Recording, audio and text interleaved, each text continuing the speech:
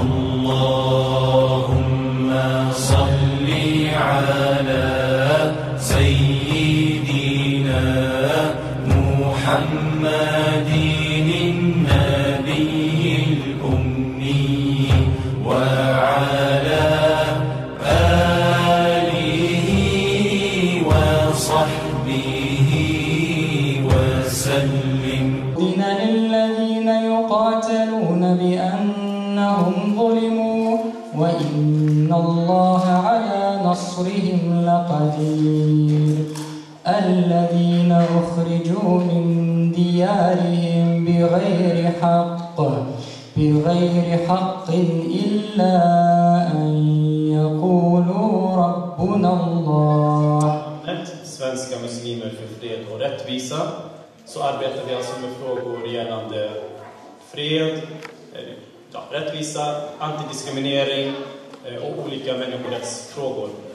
Och det gör vi alltså både nationellt men även internationellt. Så vi har många internationella projekt i samarbete med andra aktörer där vi försöker ge oss på fredsfrågor eller konfliktsfrågor runt om i världen. Konkret, det vi gör här i Sverige är att vi arbetar mycket med att utbilda våra medlemmar, så vi har väldigt mycket ledarskapsutbildningar av olika slag där vi går igenom SMFR, vikten av att engagera sig. Det här med identitet är också en viktig fråga. Vi vill stärka identiteten hos den muslimska gruppen. Det ska inte vara några konstigheter med att vara muslim och svensk samtidigt till exempel, utan det är en del av Sverige och vi ska vara stolta och säkra i vår identitet. Så vi jobbar mycket med utbildningar internt. Vi deltar mycket på panelsamtal, olika typer av debatter och så vidare. Så kommer vi mer än gärna svara på era frågor, inshallah. Därmed lämnar jag över ordet till Amir. Hoppas att ni har en trevlig kväll. Jazakallah khair Luan. Yes. Vi har till slut kommit igång för kvällen. Lite sent, men desto närmare till iftar inshallah. Jag hoppas att det kommer bli en intressant kväll för alla här. Och vi har valt att flytta fram presentationen som Niat kommer hålla om Uiguriska utbildningsföreningen. Eftersom det här är ett samarbete och SMFR har tidigare haft ett ramadanbord med tema Bangladesh. Och idag så är temat om Östturkestan. Så lite kort, framöver ska SMFR också försöka ha flera typer av internationella fokus på våra aktiviteter. Och vi kommer lyfta frågor som rör Östturkestan, södra Thailand, Patani, Rohingya, det som händer i Burma. Det är jättemycket som händer nu runt om i världen. Och att lyfta de här frågorna är något som vi verkligen vill göra i den muslimska fredsrörelsen för att försöka få en förändring för människor som lever i förtryck. Och så som det ser ut nu för resten av kvällen, så eftersom vi har flyttat presentationen som Niat kommer hålla om Östturkestan till efter iftar, så har vi några minuter nu, cirka 10 minuter innan iftar, så att, som ni kan passa på att mingla, lära känna varandra, nätverka. Och ni kommer höra att Maura gått in, för vi kommer en bror som kommer upp och ger adhan inshallah. Och vi kommer, en praktisk bit är att vi kommer dela upp bönen i 2 delar. Så att först när adhan går in så kommer vi bara bryta fastan och en grupp kommer gå och be direkt. Sen kommer vi ha en till när vi har ätit färdigt för de som vill, som vi kommer ha en till bön inshallah. Så att, och rummet är ganska litet så det är perfekt, det blir praktiskt för oss att vi kan dela upp oss i 2 grupper inshallah.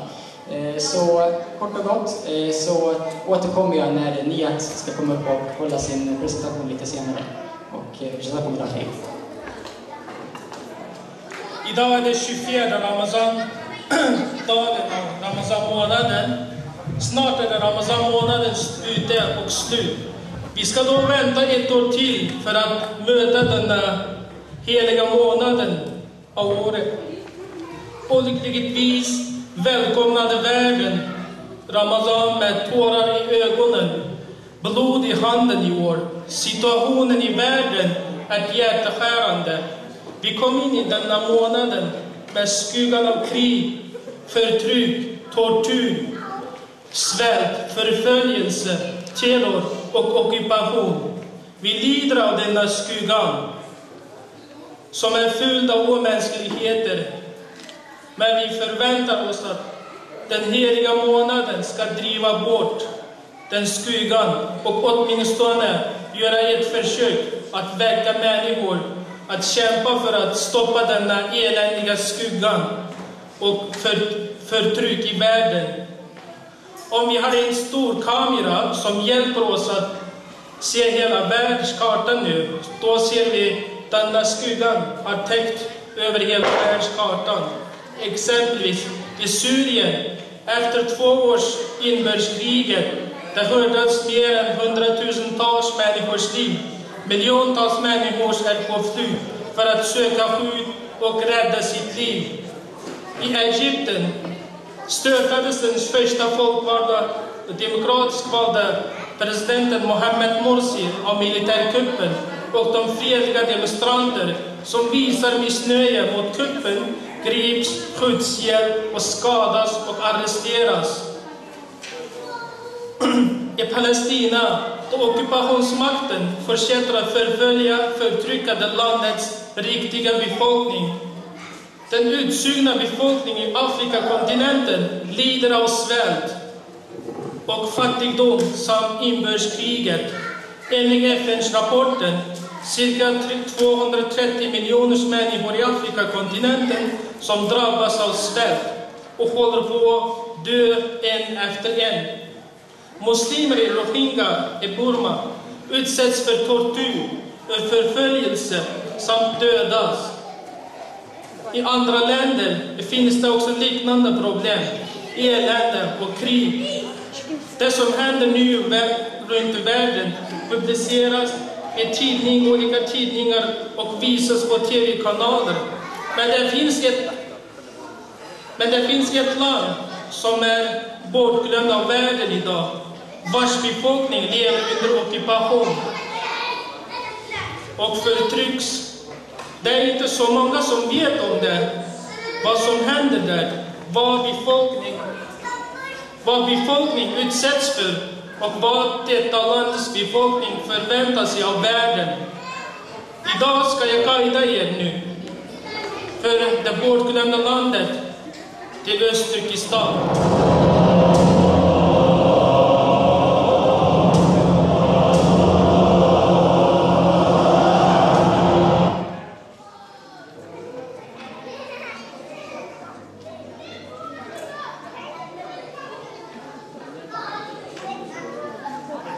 I Guds, den nådrikes och den barmhärtiges namn.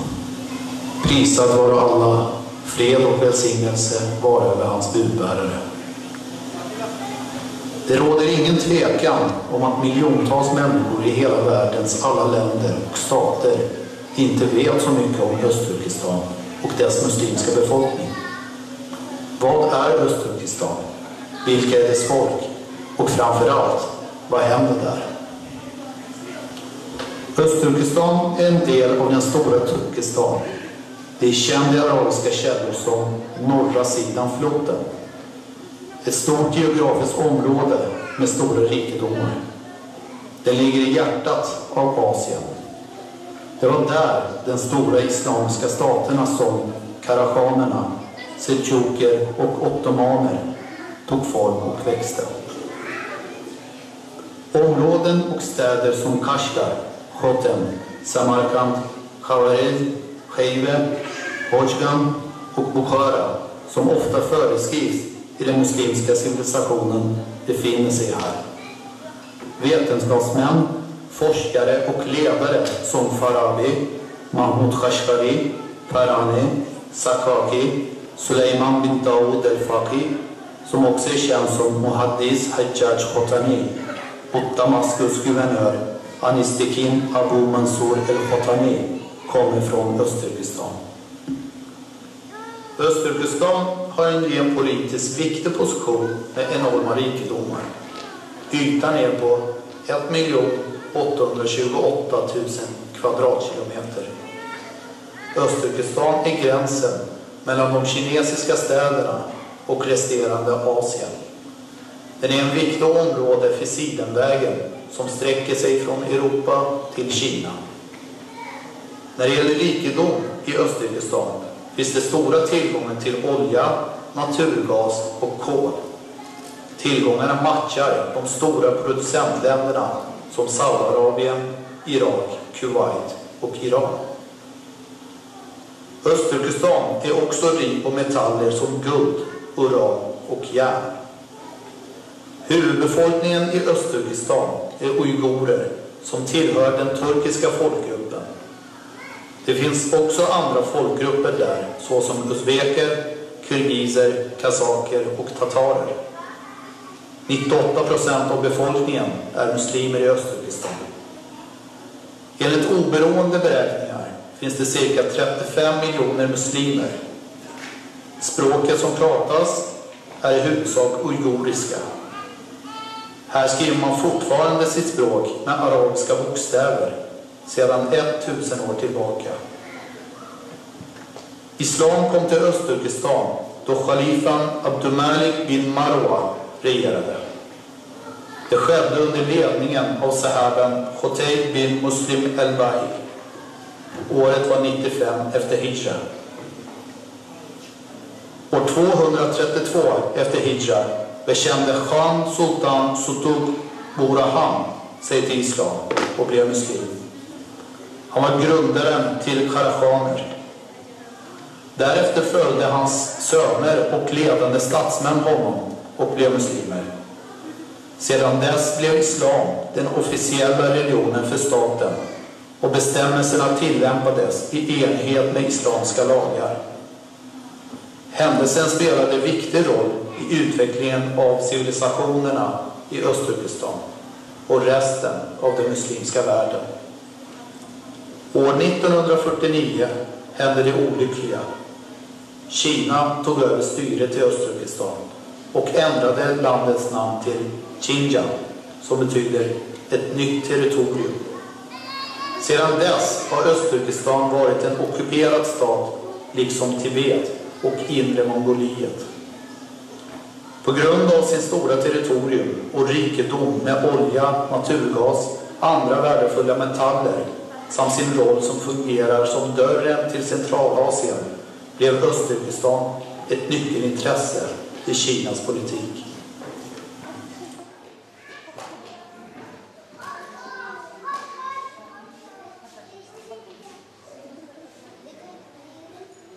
Uigurernas muslimska identitet ses som ett hot av Kina, vilket har medfört en ökad kontroll av religionen. Genom att införa religiösa restriktioner försöker Kina stävja all form av krav på självständighet. Kina försöker också hindra religiös utbildning och stänger av muslimska skolor samt bränner islamska böcker och Koranen. Imamerna och religionsstuderande fängslas och döms till avrättning. Moskéerna i Östturkestan övervakas av de kinesiska myndigheterna.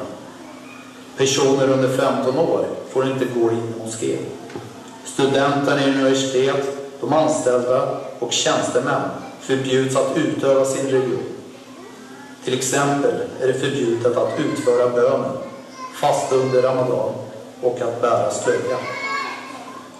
En del av den här verkligheten i Östturkestan, som muslimer runt om världen fortsätter att observera den heliga månaden Ramadan, har den kinesiska regeringen förbjudit helt och hållet att uiguriska muslimer att fasta i Östturkestan. Denna religiösa diskriminering är endast riktad mot uigurer.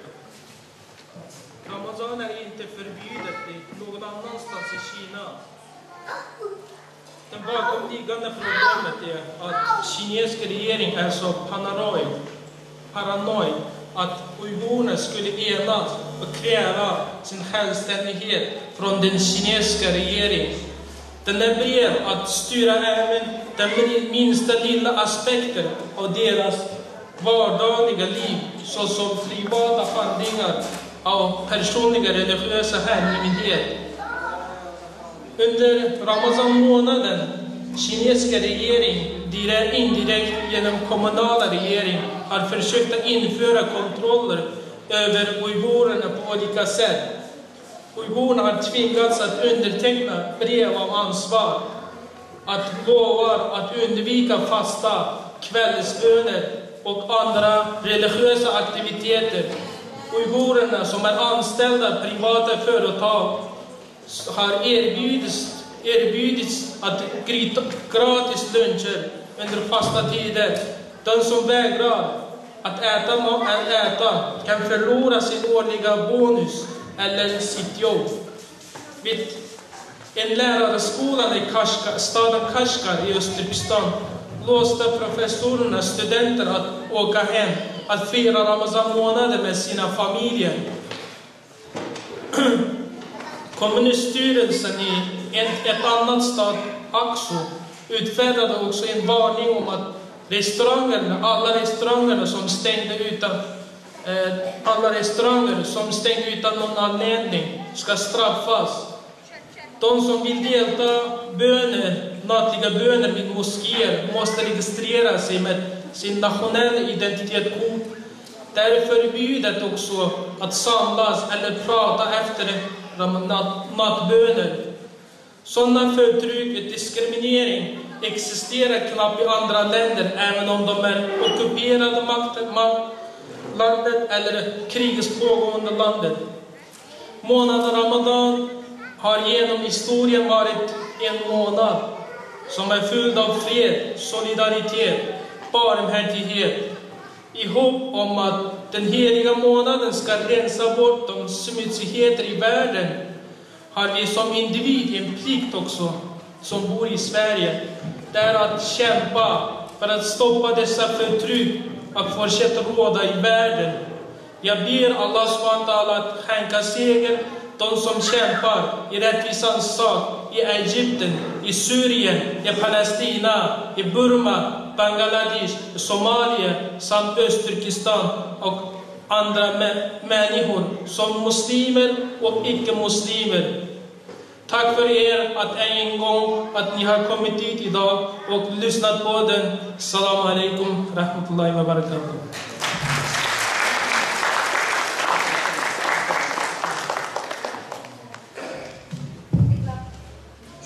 Jazakallah khair, bror Nijat. Det har varit jättekul att samarbeta med Uiguriska utbildningsföreningen. Kvällen närmar sig sitt slut och efter en del omkastning i schemat så står vi här, nästan fylld sal, och har fått lyssna på hur situationen ser ut i Östturkestan. Och jag hoppas att jag har lyssnat på den här videon en gång tidigare, och jag hoppas att vi inte slutar här utan att vi fortsätter påminna varandra om situationen där och gör dua för folket i Östturkestan, precis som Nijat tog upp, för det som händer folket i Egypten, i Syrien, i olika länder där muslimer förtrycks. Och sist men inte minst dua, så att jag skulle vilja bjuda upp Ami Khalfi att avsluta kvällen med dua.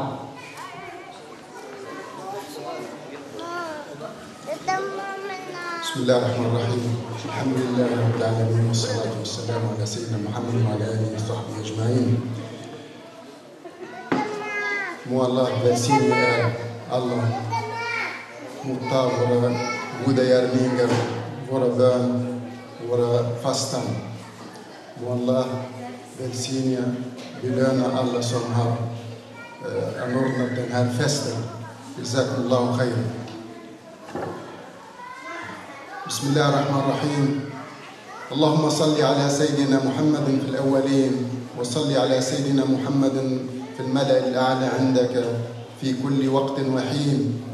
اللهم يا ربنا اغفر لنا ذنوبنا وإسرافنا في أمرنا وثبت أقدامنا وانصرنا على القوم الكافرين. اللهم بارك لنا في هذا الجمع المبارك الكريم واجعله جمعا مباركا مرحوما واجعل تفرقهم بعد ذلك تفرقا معصوما. اللهم لا تترك من بيننا شقيا ولا محروما واكلأنا بعفوك ورحمتك يا أرحم الراحمين. اللهم تقبل دعاءنا، تقبل صيامنا، تقبل صلاتنا يا رب العالمين. اللهم انصر إخواننا في تركستان، اللهم ثبتهم يا رب العالمين. اللهم أنزل عليهم مددا من عندك. اللهم وحد كلمتهم، اللهم وحدهم يا رب العالمين، وانصرهم على عدوك وعدوهم يا رب العالمين. إنك على كل شيء قدير وبالإجابة قدير. اللهم انصر إخواننا فإنهم ضعفاء. اللهم إنهم جياع فأطعم، وإنهم خائفون فأمنهم يا رب. اللهم أطعمهم من جوع وآمنهم من خوف. أنزل عليهم مددا من عندك يا رب العالمين. اللهم حرر العباد والأوطان يا رب العالمين. اللهم انصرهم نصرا عزيزا معززا يا رب العالمين. إنك على كل شيء قدير وبالإجابة جدير. اللهم انصر إخواننا في مصر، وانصر إخواننا في سوريا، وانصر إخواننا في بنغلاديش وفي بورما وفي الصومال وفي كل مكان يذكر فيه اسمك يا رب العالمين. اللهم انصر الإسلام وأعز المسلمين.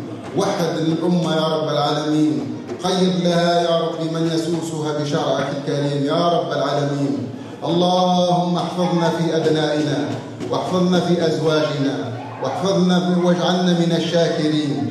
ربنا إننا سمعنا مناديا ينادي للإيمان أن آمنوا بربكم فآمنا. ربنا فاغفر لنا ذنوبنا وكفر عنا سيئاتنا وتوفنا مع الأبرار. ربنا وآتنا ما وعدتنا على رسولك ولا تخزنا يوم القيامة إنك لا تخلف الميعاد. ربنا آتنا في الدنيا حسنة وفي الآخرة حسنة وقنا عذاب النار.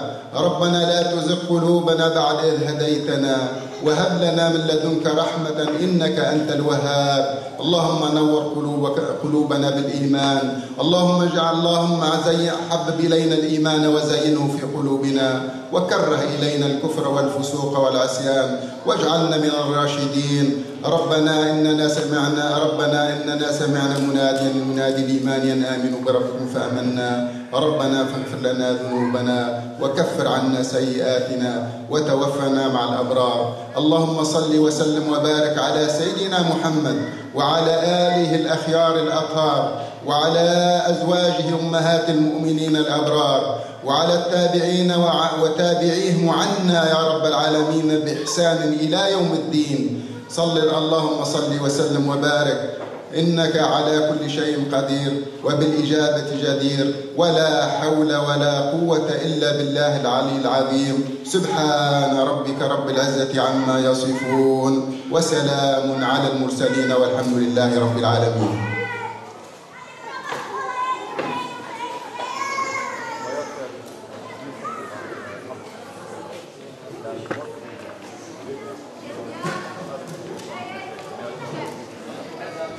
Och lite kort information för er som är på väg ut. Det finns information om Uiguriska utbildningsföreningen och det som händer i Östturkestan. Jazakumullah khair och han fortsätter trevlig kväll.